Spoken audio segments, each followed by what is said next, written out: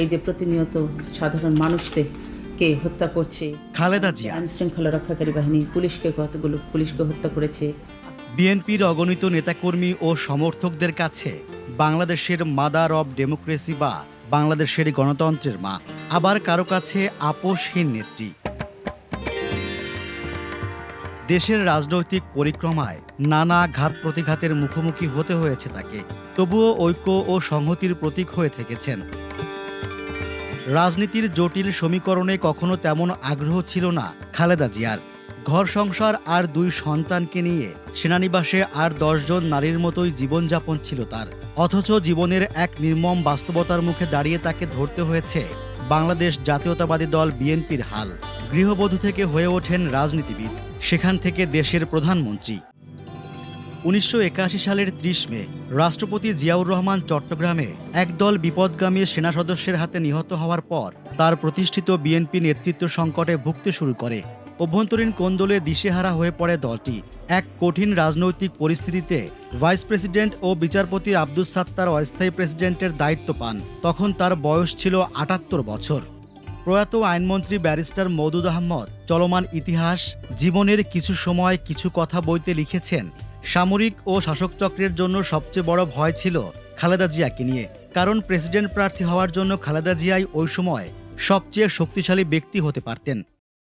বিচারপতি আব্দুস সাত্তারের বার্ধক্য এবং দল পরিচালনা নিয়ে অসন্তোষের কারণে বিএনপির তৎকালীন নেতাকর্মীদের একাংশ বেগম খালেদা জিয়াকে রাজনীতিতে আনার পরিকল্পনা করেন, কিন্তু রাজনীতির প্রতি তার তেমন কোনো আগ্রহ ছিল না।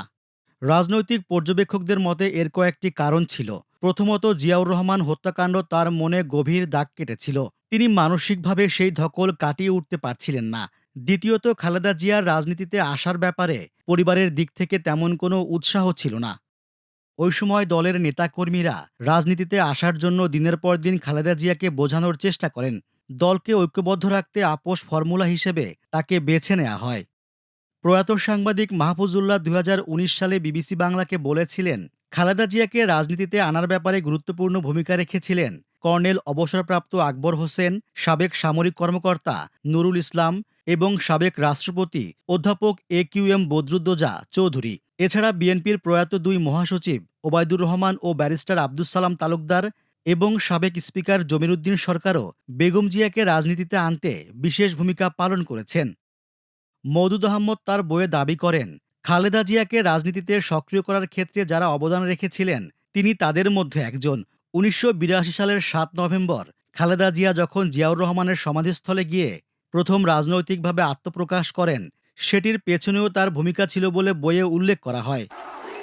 ইতিহাস বলছে, খালেদা জিয়া 1982 সালের 3 জানুয়ারি বিএনপির কর্মী হন। ওই দিনই তিনি দলের প্রাথমিক সদস্যপদ পান। 1982 সালের 21 জানুয়ারি বিএনপির চেয়ারম্যান নির্বাচনের তারিখ ঘোষণা করা হয়। দলের মধ্যে তখন এ নিয়ে বিভক্তি ছিল। দলের তরুণ অংশ চেয়েছিল খালেদা জিয়া দলীয় প্রধান হন। অন্যদিকে রাষ্ট্রপতি আব্দুস সাত্তারকে দলের প্রধান হিসেবে দেখতে চেয়েছিলেন তৎকালীন সেনাপ্রধান জেনারেল HM এরশাদ। পরে কয়েক দফা আলোচনার পর চেয়ারম্যান পদ থেকে প্রার্থীপদ প্রত্যাহার করেন খালেদা জিয়া। 1982 সালের 24 মার্চ তৎকালীন সেনাপ্রধান হুসেন মোহাম্মদ এরশাদ সামরিক অভ্যুত্থানের মাধ্যমে রাষ্ট্রপতি আব্দুস সাত্তারকে ক্ষমতাচ্যুত করেন। এরপর আনুষ্ঠানিকভাবে তিনি বিএনপির চেয়ারম্যান থাকলেও দল পরিচালনায় খালেদা জিয়ার প্রভাব বাড়তে থাকে। 1983 সালের মার্চে খালেদা জিয়া বিএনপির সিনিয়র ভাইস চেয়ারম্যান হন এবং কয়েক মাস পরে ভারপ্রাপ্ত চেয়ারম্যান হন। এরপর 1984 সালের 10 মে দলের চেয়ারম্যান নির্বাচিত হন।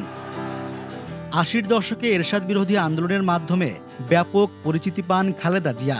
কয়েকবার তাকে আটক করা হলেও তিনি দমে যাননি। ওই সময় তার বলিষ্ঠ ও সাহসী ভূমিকা পালন করার জন্য দলের নেতাকর্মীদের কাছে আপোষহীন নেত্রী খেতাব পান। 1990 সালের 6 ডিসেম্বর এরশাদের পতনের পর 1991 সালের 27 ফেব্রুয়ারি অনুষ্ঠিত 5ম সংসদ নির্বাচনে বিএনপি জয়লাভ করে। সেখানেও তার ক্যারিশমাটিক লিডারশিপ ছিল বলে আলোচিত হয়।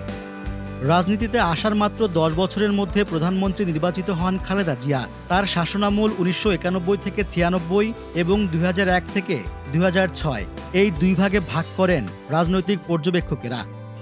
এদিকে 1996 সালের 15 ফেব্রুয়ারি তার শাসনামলে দেশে বিতর্কিত 6ষ্ঠ জাতীয় সংসদ নির্বাচন অনুষ্ঠিত হয়।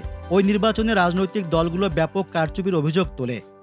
খালেদা জিয়ার সামনে সবচেয়ে বড় চ্যালেঞ্জ এসে হাজির হয় আওয়ামী লীগ শাসনামলে তার বিরুদ্ধে করা বিতর্কিত জিয়া অরফানেজ দুর্নীতি মামলা। এছাড়া 2007 সালের 9 ডিসেম্বর সেনা সমর্থিত তত্ত্বাবধায়ক সরকার খালেদা জিয়ার বিরুদ্ধে নাইকো দুর্নীতি মামলা দায়ের করে।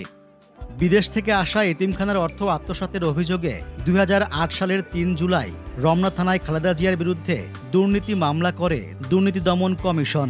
ওই মামলা দেশব্যাপী ব্যাপক আলোচিত হয়। পরে শেখ হাসিনার শাসনামলে আদালত খালেদা জিয়াকে 5 বছরের সশ্রম কারাদণ্ডাদেশ দেন। 2024 সালে ছাত্র জনতার অভ্যুত্থানের মাধ্যমে শেখ হাসিনার নেতৃত্বাধীন আওয়ামী লীগ সরকার পতনের পর এই মামলাসহ সব মামলা থেকে মুক্তি পান 43 বছর ধরে রাজনীতি করা খালেদা জিয়া।